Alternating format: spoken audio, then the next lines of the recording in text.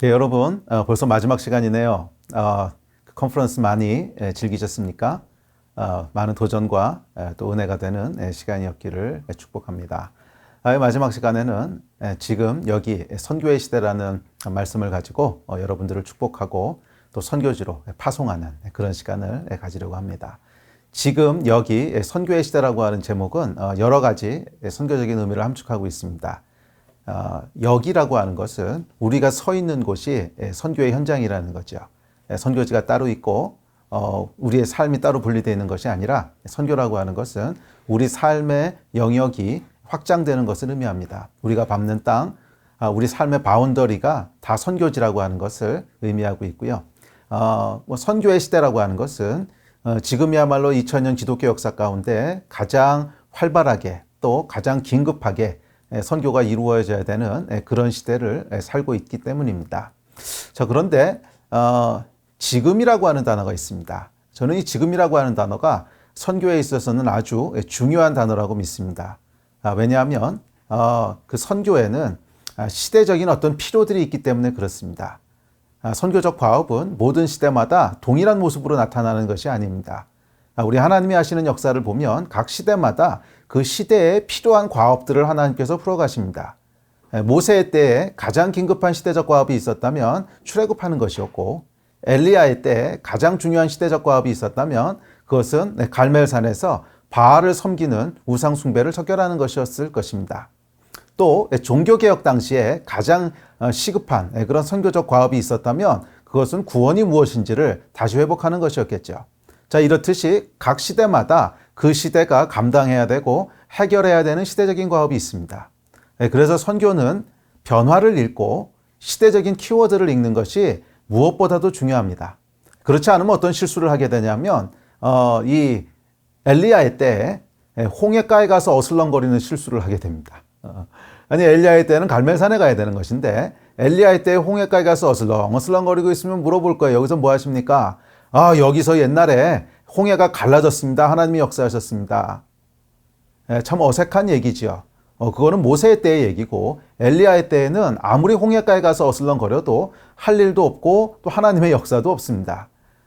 그래서 엘리야의 때에는 갈멜산에 가야 그곳에 하나님이 하시는 일들을 보게 되고 또 우리가 해야 되는 과업들이 있게 됩니다. 자, 이와 마찬가지로 선교도 그렇습니다. 선교라고 하는 것은 그 시대를 향한 하나님의 과업들을 풀어가는 일인데 각 시대마다 하나님께서 풀어가시는 일들이 중점적으로 풀어가시는 일들이 있다는 거죠. 그래서 그 과업을 정확하게 이해하고 지금 우리 시대가 무엇을 감당해야 되고 지금 우리 시대가 어떤 과업들을 풀어가야 되는지를 정확하게 분별하고 그 일에 우리가 뛰어들 때 정말 하나님 나라의 가장 중요한 역사들을 돌파해낼 수 있고 또 하나님 나라 역사의 주인공이 될 수 있을 줄 믿습니다. 저와 여러분 모두가 이 놀라운 하나님의 역사의 가장 중심에서 그 일들을 감당해가는 충성된 자들이 되기를 주의 이름으로 축복합니다. 그래서 이 마지막 시간에는 지금이라고 하는 단어를 조금 함축해 보면서 마지막으로 정리를 해보려고 합니다. 이 3일 동안에 우리 모임을 통해서 여러 이야기들이 나누어졌습니다. 여러 이야기들은 나누어졌는데 이 이야기들은 다 지금 우리가 풀어가야 될 과제들이죠.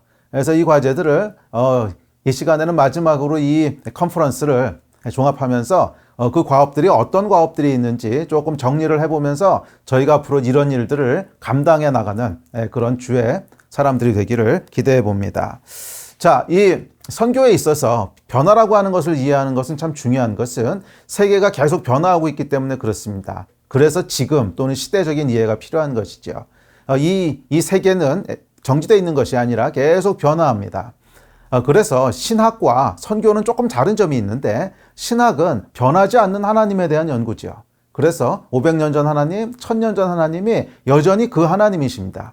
그래서 1000년 전 우리 믿음의 선배들이 믿었던 그 영성의 이야기들이 오늘날 우리에게도 적용될 수 있고 또 큰 도움이 됩니다. 그러나 시대적인 과업, 선교는 그렇지 않죠. 1000년 전 우리 믿음의 선배들이 했던 것을 그대로 따라한다고 해서 이 시대의 하나님의 역사를 감당할 수 있게 되는 것이 아니잖아요. 그래서 이 선교에 있어서는 변화를 이해하는 것이 너무나 중요합니다.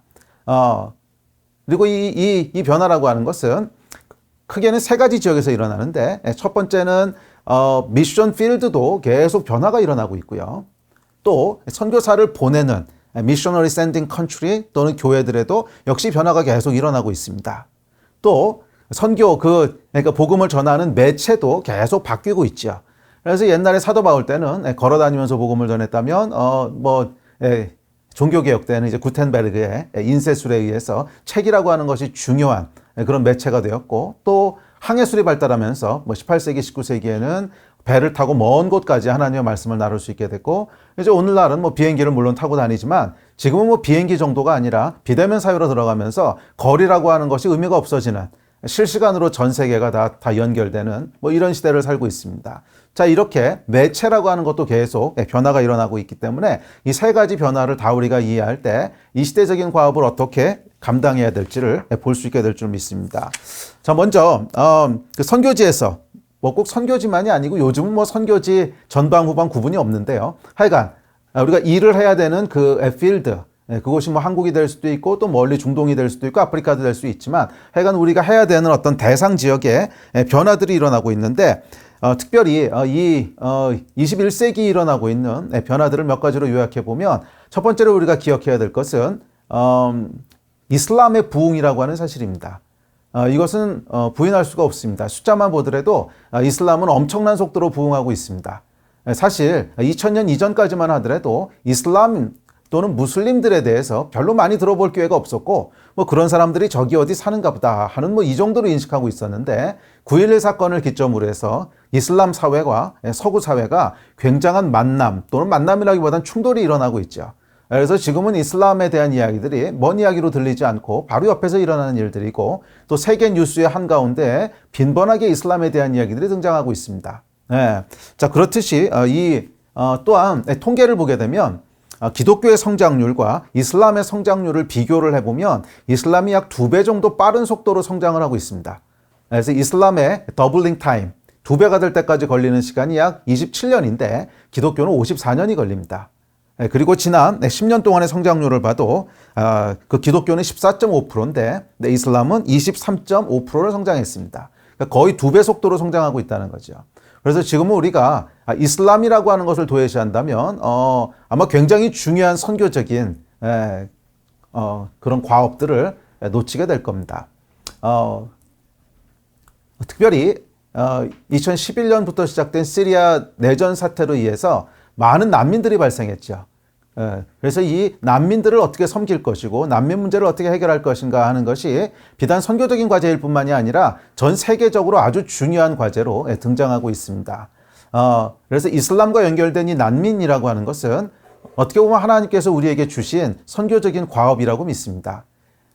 그 시리아 내전으로 말미암아 약 1000만 명 정도 되는 난민들이 발생하게 되는데, 이 난민들은 레바논과 요르단과 또 유럽과 터키와 이런 등지에 퍼져 있습니다.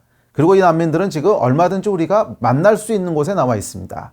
이 난민들은 보통 난민이라고 생각하면 그 난민을 도웁시다라고 생각을 하면, 이야기를 하면 이제 먹을 거 갖다 주고 구호물자 갖다 주고 이런 걸 생각하시는데, 아니요, 여러분. 난민 사태가 발생한 지 10년이 지났습니다. 지금은 먹을 거나 구호물품이 필요한 시대가 아니라 지금 가장 시급한 문제는 뭐냐면 이 아이들, 난민 아이들의 교육과 그리고 이 난민들이 먹고 살 수 있는 문제입니다.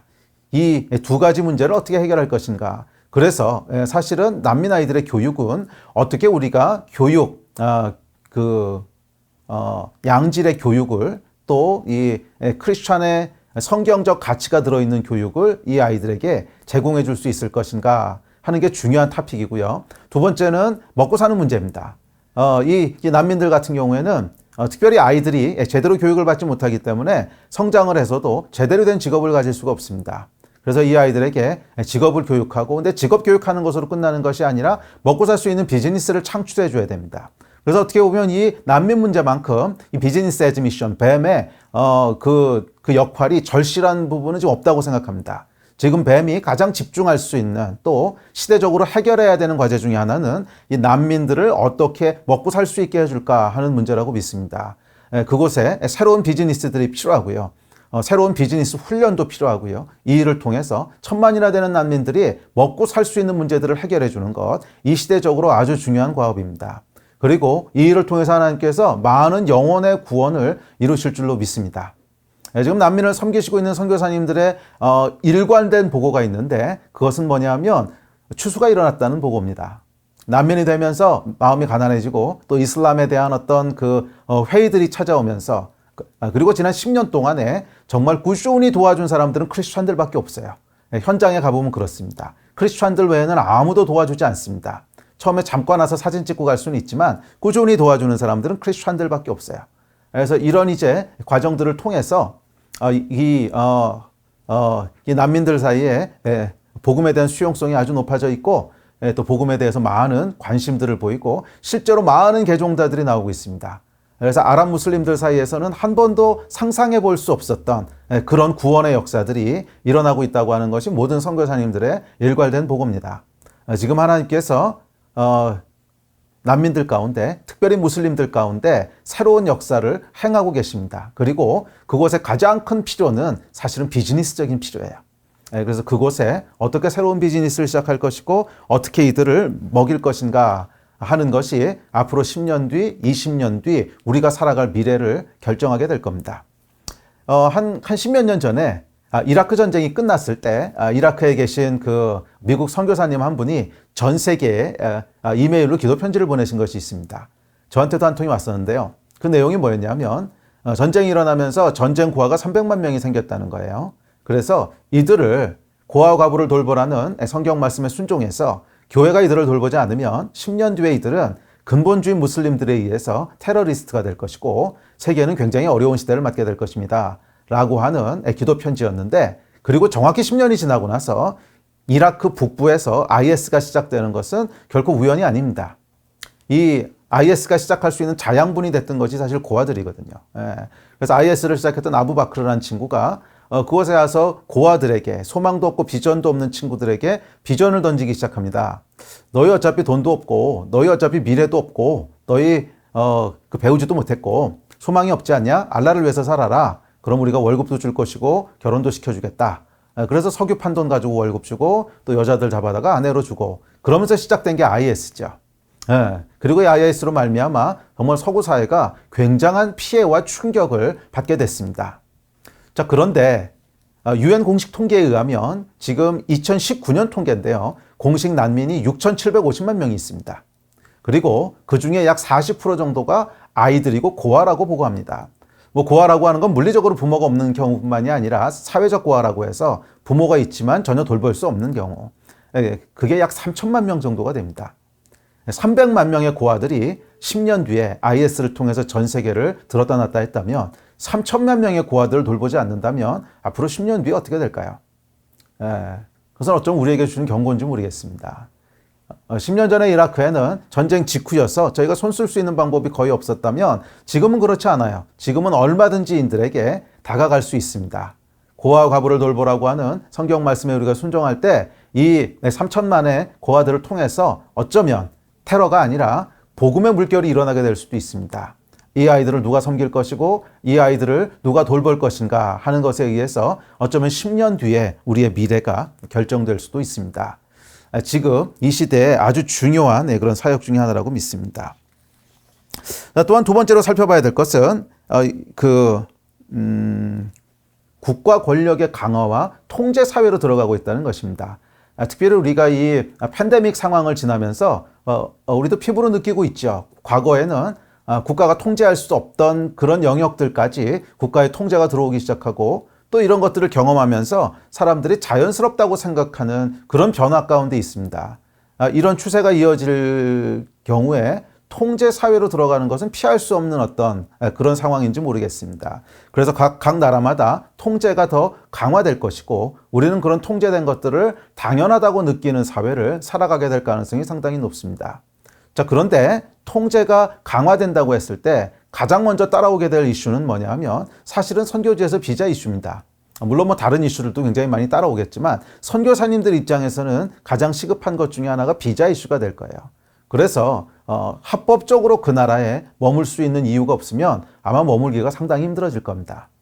그런 의미에서 전통적인 선교보다는 내가 그 나라에 반드시 머물러야 될 이유가 확실한 그 나라의 뭔가를 기여하는 것이 있는 특별히 비즈니스적인 기여가 있을 때 선교가 계속 이어져 갈 수 있지. 만약 그런 비즈니스적인 기여가 없다면 그 선교 사역을 감당하기가 상당히 어려워질 겁니다.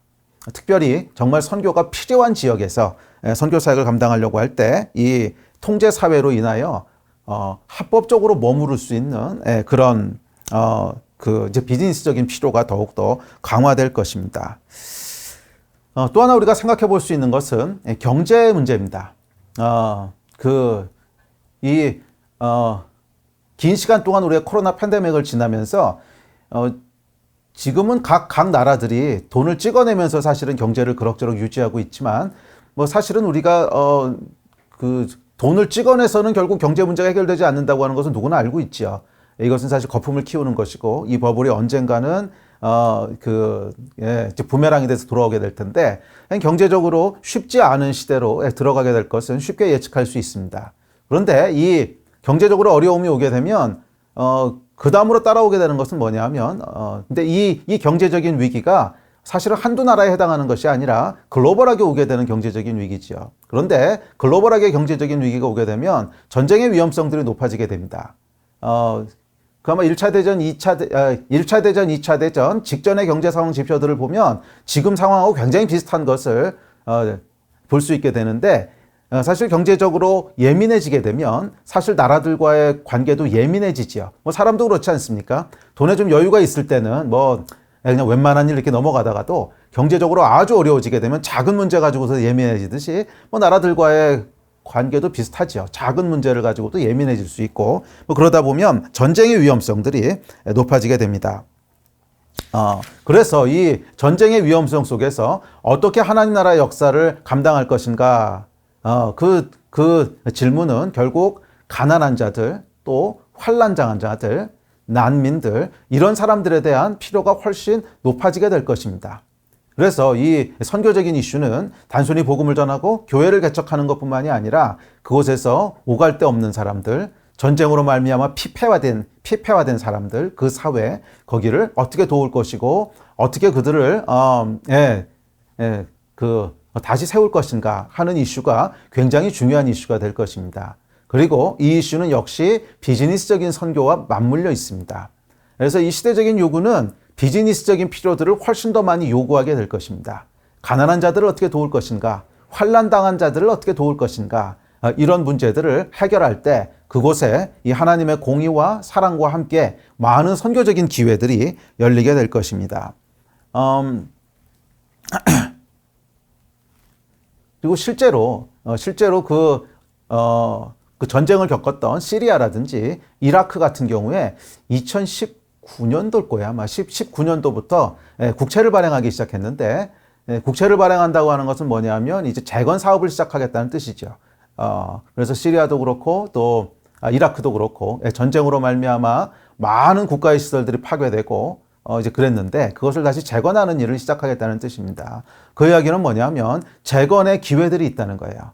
이 재건 사업의 기회를 타고 비즈니스적인 수많은 기회들이 나오게 될 것입니다. 그래서 이 기회를 잘 사용하여서 사역할 수 있으면 뭐 시리아라든지 이라크라든지 사실 우리나라가 들어가긴 좀 쉽진 않은데요. 그럼에도 불구하고 많은 선교적인 기회들이 새롭게 생길 것입니다. 특별히 중국 교회 같은 경우에는 시리아와 이라크의 재건 사업이라고 하는 것을 교회들이 많이 이제 기도하고 그 일에 참여하면서 새로운 선교적인 기회들을 얻고 있는 것을 보게 됩니다. 뭐 시리아도 그렇고 이라크도 그렇고 사실은 서구 자본보다는 그 중국 자본 쪽으로 의지하고 있기 때문에 중국에서 들어오는 거에 대해서는 아주 문을 열어놓고 웰컴하고 있습니다. 그래서 중국 교회에게는 오히려 많은 선교적인 기회가 열리고 있는데 이와 마찬가지로 경제 위기가 오고 크고 작은 전쟁의 위험성들이 높아지면 재건할 수 있는 재건의 기회들이 또다시 늘어나게 될 것입니다. 그 기회를 우리가 잘 지켜보고 있다면 많은 선교적인 기회들과 또 선교적인 돌파를 얻게 될 수 있을 줄 믿습니다. 자, 그래서 이런 경제적인 위기 또 전쟁의 위험성 때문에 많은 위기들은 고조되겠지만 이 위기는 어쩌면 선교적인 기회가 될 수도 있습니다. 이런 분쟁이 일어나고 또 경제적으로 어려워지면 선교사들은 사실은 안전의 위협을 받게 되지만 동시에 선교적인 기회들은 커집니다. 그래서 성경에서 얘기했듯이 우리가 위험을 감수해야 되는 그런 어려움은 있지만 동시에 많은 선교적인 열매를 얻을 수 있는 기회로 들어가기도 합니다. 그래서 우리가 정말 생명을 걸고 우리의 안전을 개의치 않고 정말 하나님 나라의 복음을 위해서 그렇게 쓰임받기를 원한다면 어쩌면 많은 기회들이 생길 수도 있어요. 또한 전쟁의 위험성이 높아지게 되면 또 경제적으로 어렵게 되고 또 통제사회로 들어가게 되면 사회적인 불평등 이슈도 굉장히 큰 이슈가 될 겁니다. 그렇죠? 통제사회가 되고 또 경제가 어려워지고 전쟁이 나고 그러면 사회적인 불평등 이슈가 굉장히 중요한 이슈가 될 겁니다. 그래서 선교지마다 이런 사회적인 불평등 이슈를 어떻게 해결해 줄 것인가 하는 것도 아주 중요한 사역이 될 것입니다. 그런데 이런 문제들은 아마 굉장히 정치적으로 예민한 문제가 될 가능성이 높습니다. 이 사회적으로 불평등을 당하고 있는 계층들을 만약 이제 교회가 돕는다고 해서 이거 생각하시면 쉬울 것 같아요. 그 한국 사회가 일제시대 때 그 일본 식민지로 있으면서 불평등한 일들을 당했죠.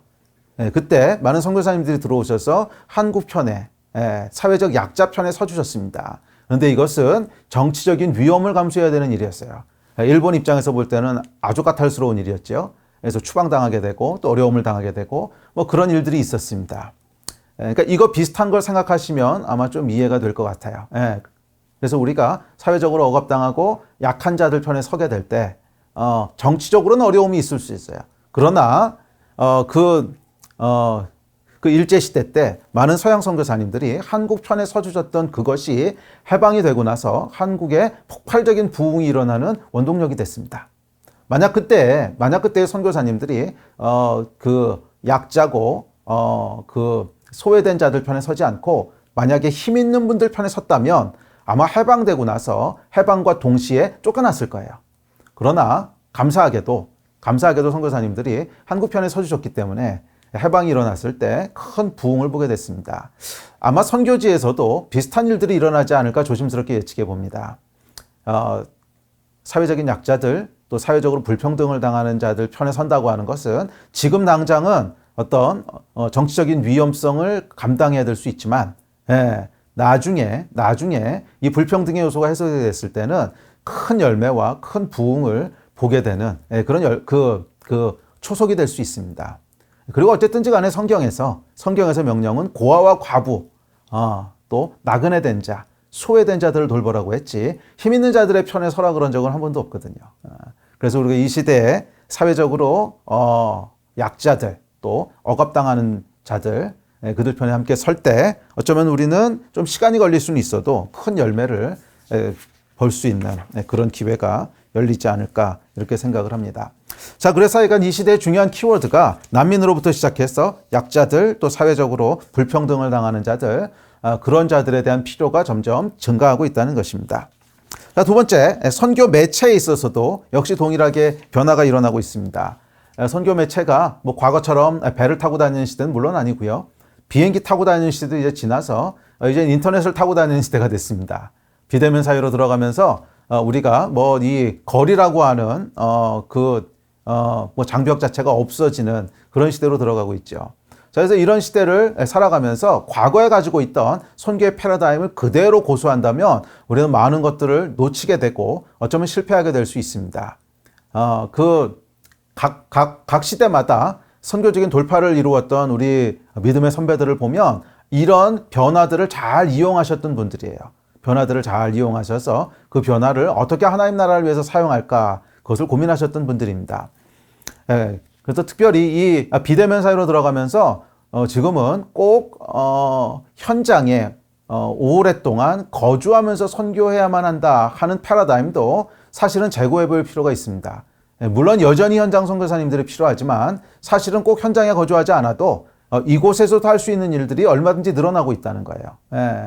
그리고 장기적으로 거주하지 않아도 사실 뭐 한국이나 아니면 이 서구사에 거주하면서 그 선교지를 왔다 갔다 하면서도 그 다음에 이 비대면 시설이라고 하는 것을 적절히 이용하게 되면 이전에는 생각할 수 없었던 그런 선교적인 일들을 감당할 수 있는 그런 시대로 들어가고 있습니다. 그래서 여러분 이 비대면 시대에 이런 기술적인 어떤 진보들을 어떻게 하나님 나라를 위해서 사용할까, 그것도 함께 고민해 봐야 될 그런 토픽이라고 믿습니다.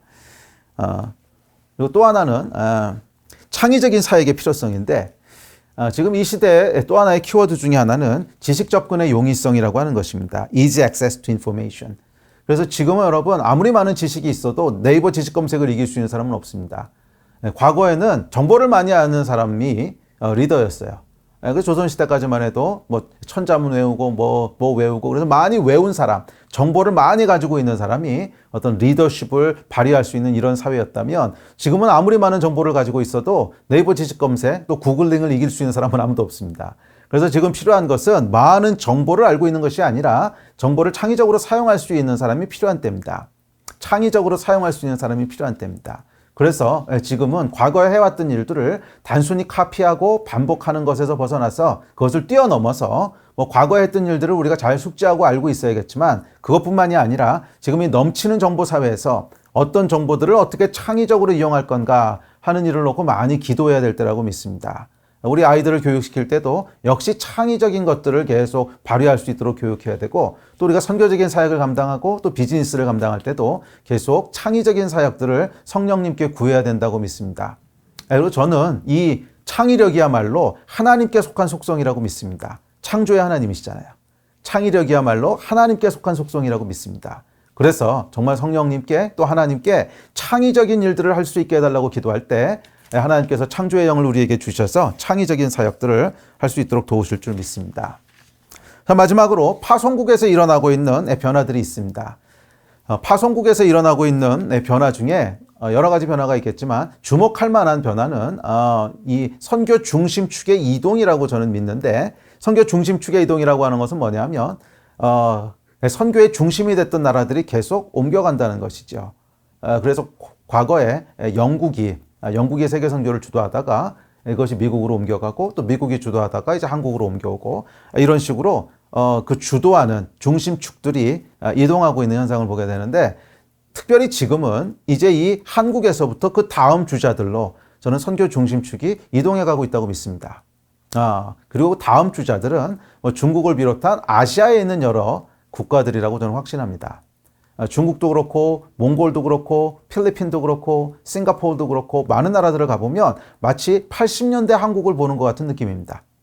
굉장한 선교적인 열정들이 있고요. 교회들도 부흥하고 있고, 인도네시아에도 굉장한 부흥이 있죠. 큰 부흥들이 일어나면서 선교적인 헌신과 선교적인 열정들이 폭발적으로 증가하고 있는데 마치 80년대 한국을 보는 것 같아요. 그런데 참 희한한 것은 이 아시아에 있는 국가들 중에 한국만 30년 먼저 이렇게 빼서 이 일을 경험한다는 거죠. 저는 여기에 하나님의 계획이 있다고 믿습니다. 사실은 이 선교 중심축이 이동한다고 하는 것은 함께 해가는 선교에 대한 저는 하나님의 큰 그림이라고 믿습니다. 사실 한국이 선교를 배울 때 우리 앞선 주자였던 미국이 도와주지 않았다면 아마 굉장한 시행착오를 했을 것이고 지금 같은 열매를 맺지 못했을 것입니다. 미국이라고 하는 나라가 선교적인 모든 노하우들과 모든 도움들을 한국에게 주었고, 그 결과 우리가 성공적으로 선교를 할 수 있는 그런 초석이 되었죠. 그래서 과거에 80년대에 한국에서 선교사라고 하면 영어 잘하는 사람이라고 인식될 정도로 미국과의 관계는 절대적이었습니다. 자, 그런데 이제 세월이 흘러서 지금은 아시아에 있는 국가들로 선교 중심축이 옮겨가고 있는 때인데, 문제는 뭐냐면 아시아에 있는 국가들이 친미 국가들이 아니라는 것이죠. 미국과의 관계가 대부분 껄끄럽습니다. 뭐 중국이야 말할 것도 없고요. 지금 선교적으로 굉장히 부흥하고 있는 몽골 같은 나라도 친러 국가거든요. 미국이랑은 그렇게 친하지 않습니다. 또 다른 국가들도 뭐 대부분 이슬람권이었다가 이제 부흥이 일어나고, 이런 특수한 상황으로 인해서 친미 국가들은 그렇게 많지 않습니다. 자, 그런 상황 가운데 이제 이들이 다음 주자로서 선교적인 역할을 감당해야 되는데, 외국으로부터 또는 서양으로부터 도움을 기대하기 어려운 상황이라는 거죠. 그래서 하나님께서 미리 두어두신 포석이 전 한국교회라고 믿습니다. 근데 이 나라들이 한국에 대해서는 다 아무런 부담감들이 없어요. 한국에 대해서는 굉장히 친밀하게 느끼고 있고, 그래서 하나님께서 한국을 통해서 이 나라들이 성공적으로 성공할 수 있도록 그렇게 도우라고 하는 그런 계획 가운데 한국을 미리 30년 먼저 이 일을 준비시켜 놓으셨다고 저는 믿습니다. 그래서 어쩌면 지금은 우리의 정체성이 좀 달라져야 될 때라고 믿습니다. 한국 교회, 한국 선교의 정체성이 달라져야 될 때라고 믿는데, 과거에는 우리가 미국이라고 하는 큰 우산 가운데 도움을 받으면서 그냥 병사로 뛰어들었던 그런 아이덴티티라면, 지금은 장교의 아이덴티티를 가져야 될 때라고 믿습니다. 우리 하나가 잘하면 되는 것이 아니라 우리 뒤따라오는 사람들을 어떻게 성공적으로 사역할 수 있도록 도와줄 것인가 하는 리더십의 마음으로 정체성이 바뀌어야 되는 중요한 타이밍이라고 믿습니다. 만약 한국이 이 정체성의 변화를 가지지 못하면 어쩌면 우리 다음 따라오고 있는 아시아의 여러 국가들은 굉장한 시행착오와 굉장한 손해를 봐야 될 수도 있습니다. 그래서 지금은 저희 한 나라가, 저희 한 개인이 성공적인 사역을 하는 것을 뛰어넘어서 우리 뒤에 따라오고 있는 많은 아시아 국가들을 어떻게 성공적이고 효과적으로 사역할 수 있고 성공시킬 수 있을까 하는 이 마음을 가지고, 연합적인 마음을 가지고, 이 하나님 나라에 대한 큰 그림을 가지고 우리 뒤따라오는 많은 아시아 국가들을 도울 수 있다면 어쩌면 하나님께서 우리에게 기대하시고 또 우리에게 주신 사명을 이루어가는 길이 아닌가, 그렇게 생각을 합니다. 그래서 지금은 앞으로 10년, 길게는 20년 동안 한국은요, 한국 선교사들끼리 사역하는 이 관습과 패러다임을 벗어나야 되지 않나, 전 조심스럽게 그렇게 생각을 합니다. 그래서 중국과 일본과 몽골과 또는 미국과 수많은 팀들이 인터내셔널 팀을 이루어서 그곳에서 함께 사역해야 되는 그런 시대라고 생각을 합니다. 저는 그것이 시대적인 흐름과도 맞다고 봐요. 삼성에도 보면 여러분, 뭐 한국 사람들만 일하는 것이 아니고요, 미국 사람도 있고 인도 사람도 있고, 지금은 다국적 기업입니다. 2014년도에 여러분 그 축구 월드컵이 있었는데, 그 월드컵에서 결승전에 여러분 독일하고 아르헨티나가 붙었습니다. 아마 축구 좋아하시는 분들은 아실 텐데 그 시합을 놓고 사람들이 뭐라 그랬냐면 메시 대 독일의 시합이라 그랬습니다. 워낙 축구의 신이라고 불리는 메시가 아르헨티나에 있었기 때문에, 그래서 아르헨티나가 우승할 거라고 다들 예상했는데 뜻밖에도 독일이 이겼어요. 그런데 이긴 그 원동력을 뭐라고 분석했냐면, 그 당시 언론을 보면 독일의 승리는 순혈주의를 포기한 것이다, 이렇게 분석을 했습니다. 그래서 그 독일 팀을 보면요, 게르만 민족들만 있었던 게 아니라 정말 전 세계에서 독일 사람으로 귀화된 사람들이 다 있었어요. 예를 들면 이렇습니다. 클로제라고 하는 이제 스트라이커가 있는데 그 사람은 폴란드 사람이고요. 아사모아도 역시 폴란드 사람이고, 외질은 터키 사람이고, 그 다음에 사미 캐디라는 튀니지 사람이고, 카카오는 브라질 사람이고, 제롬 보아탱은 가나 사람이고, 그러니까 이 사람들이 국적만 독일 국적이었지 인종은 다 다른 사람들이었어요. 그래서 이 게임을 보고 뭐라 그랬냐면 메시 대 국제연합팀의 그 시합이었다고 그렇게들 얘기합니다. 그리고 거기서 연합팀이 이긴 거예요. 저는 이것이 시대적인 흐름이라고 믿습니다. 지금은 하나님께서 한 나라와 한 민족을 사용하시는 때가 아니라 연합된 민족을 사용하기 원하시고, 그리고 그 가운데 한국은 아주 중요한 위치에 있다고 믿습니다. 우리 뒤에 따라오고 있는 많은 아시아의 연합된 교회들을 어떻게 섬길 것인가. 사실은 그 노하우는 우리밖에 없거든요. 선교를 해본 노하우는 저희밖에 없습니다. 이 노하우를 가지고, 또 비즈니스적인 노하우를 가지고 어떻게 우리 뒤따라오는 아시아의 교회들을 섬길 것인가에 어쩌면 미래가 달려있다고 믿습니다. 그래서 지금은 이전보다 한 단계 더 성숙해져야 될 때라고 믿습니다. 자, 이제 말씀을 마무리합시다. 이런 시대 속에 우리가 지금 서 있습니다. 지금 서 있는 위치가 이런 시대입니다. 이 가운데 충성되게 주님 앞에 머물고, 또한 동시에 이 시대적인 과업들을 잘 분별해내는 그 사람에게는 정말 하나님께서 많은 상급과 많은 돌파들을 주실 것이고, 그렇지 않고 변화를 거부하고 있으면 어쩌면 우리는 굉장히 어려운 시대로 들어갈 수 있어요. 이번 사흘 동안 귀한 컨퍼런스를 하면서 저는 우리들 가운데 많은 창조적인 변화가 일어났으면 좋겠고, 이 시대에 정말 하나님께서 하시는 일들 가운데 정말 지혜롭게 또 분별력 있게 뛰어들어서 한 시대를 향한 하나님의 역사들을 다 이루어가는 저와 여러분이 되기를 주의 이름으로 축복합니다. 아멘. 기도하고 마칩시다. 하나님 감사합니다. 이 사흘 동안 많은 은혜를 주셨는데 이 놀라운 하나님의 은혜가 선교적인 역량으로 발휘되게 하여 주십시오. 특별히 변화한 시대 가운데 성령의 인도하심에 민감하게 하여 주시고, 한국교회를 향한, 또 한국 선교를 향한 하나님의 계획들을 잘 분별하여 이루어가는 그런 선교사님들, 그런 우리 비즈니스맨들, 배머들 다 되게 하여 주시옵소서. 그래서 하나님의 나라의 역사의 주인공으로 쓰임받게 하시고 이 시대에 정말 하나님이 원하시는 과업들을 잘 풀어가는 자들로 그렇게 놀랍게 사용되는 복이 있게 하여 주시옵소서. 감사합니다. 주 예수 그리스도의 이름으로 기도드렸습니다. 아멘.